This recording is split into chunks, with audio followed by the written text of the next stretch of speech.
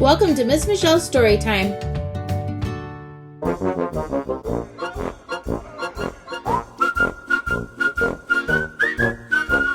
Happy Hanukkah.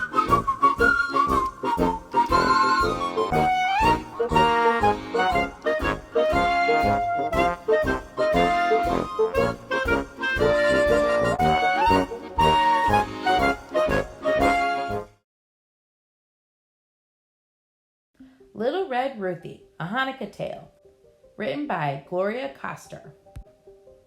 It was a chilly winter in the northern woods, but Ruthie did not mind. Every year, she and her grandmother made latkes together for Hanukkah. Today, she was on her way to Bub Bosch's house on the other side of the forest. Ruthie was taking sour cream and applesauce to go along with the yummy potato pancakes they would make. She carefully packed her basket and kissed her mother goodbye. "Stay safe, my little Red Ruthie, and stick to the path." "I promise, Mommy," she said. She skipped along the trail. Snow began to fall. Soon a white blanket covered the ground, causing Ruthie to lose her way. Suddenly, something jumped out from behind a tree. Ruthie found herself face to face with a wolf. "Little girl," said the wolf, "I am going to eat you up." Ruthie's heart raced. Her tummy flip-flopped, but she could not let the wolf know she was scared. It was Hanukkah, and Ruthie wanted to be brave as the Maccabees. Being a clever girl, she offered a smart and speedy reply.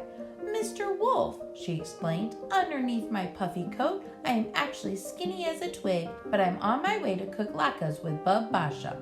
Each day of Hanukkah, I plan to eat a plateful of delicious potato pancakes.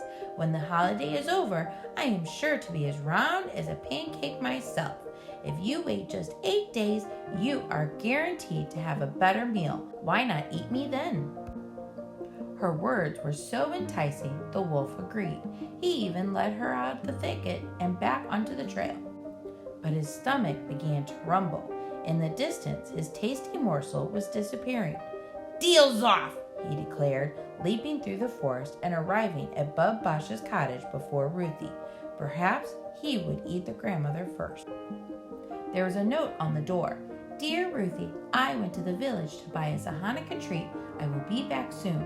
XXX, Bub Basha." The wolf could not read.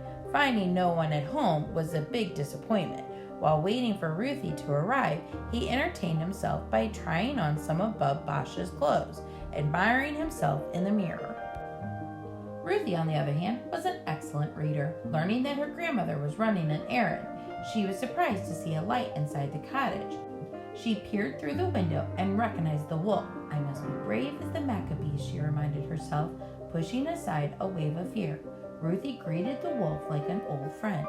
"Mr. Wolf, how hungry you must be to come all this way. Before you gobble me up, allow me to fry up a platter of delicious latkes. Once I am gone, you won't have the chance to enjoy their heavenly taste." That sounded delightful, but the wolf was used to eating his food raw. "Hurry up," he demanded, "and skip the frying part." "We can't," Ruthie insisted. "A latke is not a latke unless it's fried. Oil is very important in the Hanukkah story." Nobody had ever shared a story with the wolf, so Ruthie told him the tale of the Maccabees' victory. "When the Maccabees took back their temple," she explained, "they discovered a tiny bit of oil. Nobody believed it could provide light for more than 1 day, but it lasted for 8 days.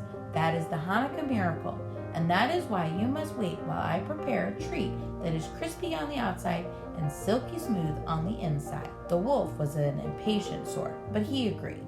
He even sat down at the kitchen table where Bub Basha had already laid out the ingredients: potatoes, onions, eggs, and flour. Ruthie was thankful for all the time she and her grandmother had made latkes together, but could she make them on her own?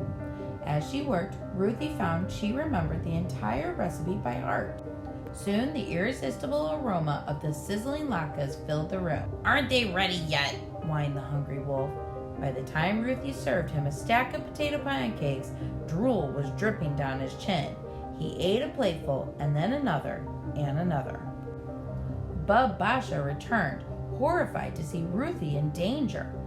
Fortunately, the wolf was now full up to his eyeballs and very groggy. "Bub," said Ruthie, "our guest has been munching on some latkes, but it is surely time for his main course." No, thank you," stammered the wolf. He wanted nothing more than some fresh forest air and headed for the door. "What a pity you must leave," said Bub Basha, "but we can't send you on your way without a treat." She reached into her bag, pulled out a jelly donut, and placed it in the wolf's paw. "Enjoy this tomorrow," she said, ushering him outside. Ruthie breathed a sigh of relief.